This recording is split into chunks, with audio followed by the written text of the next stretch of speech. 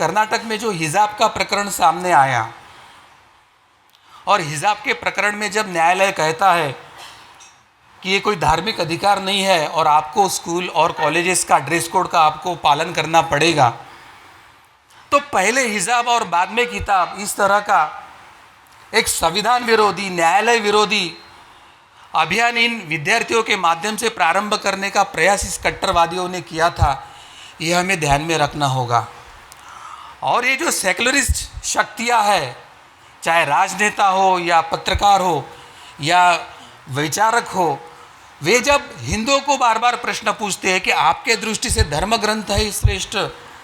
या संविधान है, तो हिंदू को जो प्रश्न पूछने का धाड़स करते हैं, ये सब सेकुलरवादी उस समय एक की भी हिम्मत नहीं हुई कि किसी मुसलमान को पूछे कि आपके दृष्टि से कुरान श्रेष्ठ है या संविधान। वर्तमान में देश में एक बहुत बड़ा संकट उभर रहा है जिसको हम एंटी हिंदू अलायंस कह सकते हैं, यानी हिंदू विरोधी एक समूह या गठबंधन उभर के आ रहा है।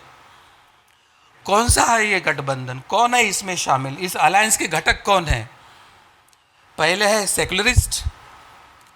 दूसरे है इस्लामिस्ट, तीसरे है मिशनरिस्ट और चौथे है कम्युनिस्ट। तो ऐसे समय में संवैधानिक माध्यम से भारत को हिंदू राष्ट्र घोषित किया जाए,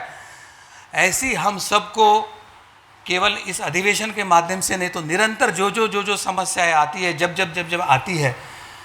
हमें अपनी इस भावनाओं को कागज पर लिखकर सरकार तक पहुंचाने की हमें आवश्यकता है। हमने जितनी लड़ाई लड़ी है और लड़ेंगे और पिछली लड़ी थी, मुझे और मेरे सीनियर हरिशंकर जैन साहब को ऐसा लगा 2014 में जब हम इस तीर्थ भूमि में आए, इस पवित्र भूमि में आए, कि हम अपनी मातृ संगठन मातृ संस्था में आके मिल चुके हैं।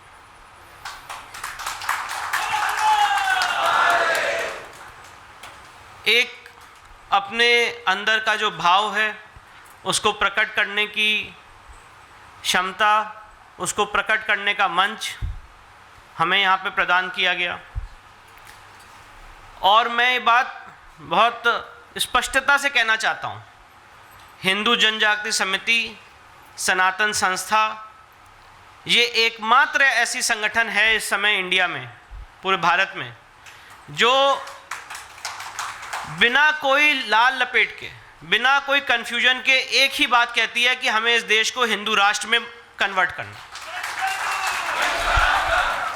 वो एक वर्ड था, वो एक शब्द था जो मुझे और मेरे पिताजी को बहुत अट्रैक्ट किया कि हम इस संस्था से जुड़ें। और जितने भी हमने कार्य किए हैं, मैं और मेरे पिताजी ऐसा मानते हैं कि उसका यश, उसकी कीर्ति, वो सब चीज़ें जो हो पाई हैं, वो सब हर एक चीज़ परात्पर गुरु डॉक्टर जयंत बालाजी आठवाला के आशीर्वाद की वजह से हो पाई।